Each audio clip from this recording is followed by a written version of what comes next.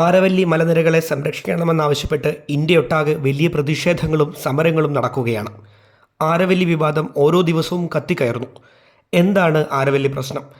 ആരവല്ലി മലനിരകൾ വളരെ വേഗം അപ്രത്യക്ഷമാകുമോ?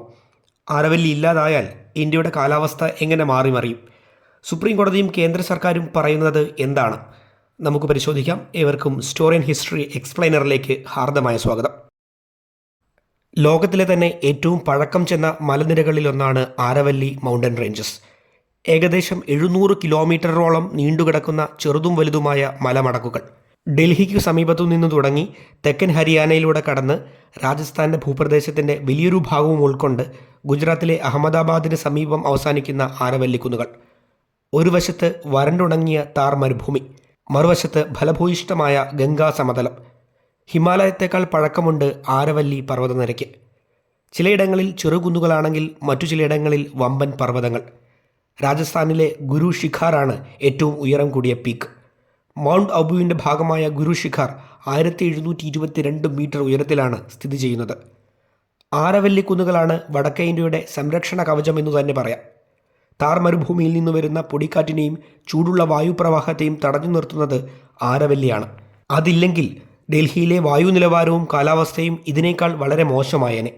ശൈത്യകാലത്ത് തണുത്തുറഞ്ഞ കാറ്റ് വടക്കേ ഇന്ത്യയിലേക്ക് പ്രവേശിക്കുന്നതിനും തടയിടുന്നത് ആരവല്ലിയാണ്. താർ മരുഭൂമിയുടെ വ്യാപനം തടയുന്ന പ്രകൃതിയുടെ ഒരു വമ്പൻ മതിൽ. വടക്കേ ഇന്ത്യയുടെ കാലാവസ്ഥയെ ഇത്രമേൽ സ്വാധീനിക്കുന്ന ആരവല്ലി കുന്നുകളാണ് പ്രദേശത്തെ ഭൂഗർഭ ജലവിധാനത്തെയും സഹായിക്കുന്നത്. മൺസൂൺ മഴ വടക്ക് പെയ്തിറങ്ങുന്നതിനും ഈ മലനിരകൾക്ക് വലിയ പങ്കുണ്ട്. ആരവല്ലി നശിച്ചാൽ ഇതിന് വിപരീതമായ അവസ്ഥയുണ്ടാവും.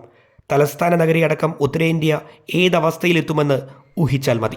വലിയ നിയന്ത്രണങ്ങൾ നിലനിൽക്കുന്ന ഈ മേഖലയിൽ ഇപ്പോൾ തന്നെ വൻതോതിൽ ഖനന പ്രവർത്തനങ്ങൾ നടക്കുന്നുണ്ട്. കോപ്പർ, സിങ്ക്, ലെഡ്, മാർബിൾ തുടങ്ങിയ ധാതുവിഭവങ്ങളുടെ കലവറയാണ് ആരവല്ലി കുന്നുകൾ. ഇന്ത്യയിലെ കോപ്പർ ഖനനത്തിൻ്റെ 50%, മാർബിൾ പ്രൊഡക്ഷൻ്റെ 90% ആരവല്ലിയിൽ നിന്നാണെന്നാണ് കണക്കുകൾ പറയുന്നത്. അനധികൃതമായ ഖനനം വലിയ തോതിൽ ഇപ്പോൾ തന്നെ നടക്കുന്നുവെന്ന ആരോപണം ശക്തമാണ്. അതിനിടയിലാണ് പുതിയ സുപ്രീം കോടതി നിർദ്ദേശം വരുന്നതും പ്രതിഷേധം കനക്കുന്നതും. മുൻപ് പറഞ്ഞതുപോലെ പല സംസ്ഥാനങ്ങളിലായാണ് ആരവല്ലി മലനിരകൾ വ്യാപിച്ചു കിടക്കുന്നത്. പലയിടത്തും പല നിയമങ്ങൾ. ഇത് ചൂഷണത്തിന് കാരണമാകുന്നുവെന്ന നിഗമനത്തിലാണ് ആരവല്ലി കുന്നുകളെ സംരക്ഷിക്കാൻ ഒരു യൂണിഫോം ഗൈഡ് ലൈൻ വേണമെന്ന് കോടതി നിരീക്ഷിക്കുന്നതും കേന്ദ്ര സർക്കാരിനോട് മാർഗനിർദ്ദേശങ്ങൾ തേടുന്നതും. അതുപ്രകാരം ആരവല്ലി മലനിരകളിൽ സംരക്ഷിക്കപ്പെടേണ്ട പ്രദേശങ്ങളെ കണ്ടെത്താൻ 2 പ്രധാന നിർദ്ദേശങ്ങളാണ് സർക്കാർ മുന്നോട്ട് വെച്ചത്. ഒന്ന്, സമീപ പ്രദേശത്തെ ഉയരത്തേക്കാൾ 100 മീറ്ററിലധികം ഉയരമുള്ള കുന്നുകൾ. 2 കുന്നുകൾക്കിടയിലെ ദൂരം 500 മീറ്ററിൽ താഴെയാണെങ്കിൽ ആ പ്രദേശങ്ങൾ. ഈ നിർദ്ദേശങ്ങൾ സുപ്രീം കോടതി അംഗീകരിച്ചതോടെയാണ് പ്രതിഷേധങ്ങൾ കനത്തത്. 12,801 കുന്നുകളിൽ 1048 എണ്ണത്തിന് മാത്രമാണ് 100 മീറ്ററിൽ അധികം ഉയരമുള്ളത്. വെറും 8.7% മാത്രം. അതായത് 91%-ലധികം ആരവല്ലി കുന്നുകളും ഖനന പ്രവർത്തനങ്ങൾക്കടക്കം തുറന്നു കൊടുക്കപ്പെടുമെന്ന് ചുരുക്കം. ഇത് ഉയർത്തിക്കാട്ടിയാണ് വൻ പ്രതിഷേധമുയർന്നത്. ആരവല്ലി കുന്നുകളുടെ മരണമണിയാണ് മുഴങ്ങിയതെന്നും വടക്കേ ഇന്ത്യയുടെ സന്തുലിതാവസ്ഥ തകരുമെന്നും പ്രതിഷേധക്കാർ പറയുന്നു.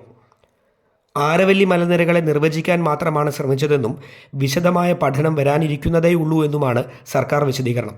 അതുവരെ പുതിയ ഖനന ലൈസൻസുകൾ നൽകരുതെന്നും കോടതി നിർദ്ദേശമുണ്ട്. ആരവല്ലി പ്രദേശത്തിൻ്റെ 0.19% പ്രദേശത്ത് മാത്രമാണ് നിലവിൽ ഖനനാനുമതിയെന്നും സർക്കാർ പറയുന്നുണ്ട്. എന്നാൽ ഈ ശതമാനക്കണക്ക് ശരിയല്ല എന്നും നിലവിൽ അനധികൃത ഖനനം വ്യാപകമാണെന്നും പുതിയ നിർദ്ദേശങ്ങൾ നടപ്പിലായാൽ ചൂഷണത്തിന് വ്യാപ്തിയും വേഗതയും കൂടുമെന്നും പ്രതിഷേധക്കാർ സൂചിപ്പിക്കുന്നു. കേരളത്തിന് പശ്ചിമഘട്ടം എന്നതുപോലെ പ്രധാനമാണ് വടക്കേ ഇന്ത്യക്ക് ആരവല്ലി. കോടിക്കണക്കിന് വർഷങ്ങൾ കൊണ്ട് രൂപപ്പെട്ട ആ മലനിരകളെ തകർക്കുന്നത് വടക്കേ ഇന്ത്യയുടെ കാലാവസ്ഥയെയും ഭൂപ്രകൃതിയെയും തകിടം മറിക്കും. സർക്കാർ പറയുന്നതുപോലെ വിശദമായ പഠനശേഷം മാത്രമേ മാറ്റങ്ങൾ നടപ്പാകൂ എന്ന് പ്രതീക്ഷിക്കാം. ആരവല്ലി പ്രശ്നത്തിൽ ഇവിടെ വേണ്ടത് നിലവിലെ നിയമങ്ങളിൽ ഇളവാണോ അതോ കൂടുതൽ കടുത്ത നിയമങ്ങളാണോ? നിങ്ങളുടെ അഭിപ്രായങ്ങൾ എന്തായാലും കമൻറ്റായി രേഖപ്പെടുത്തുക.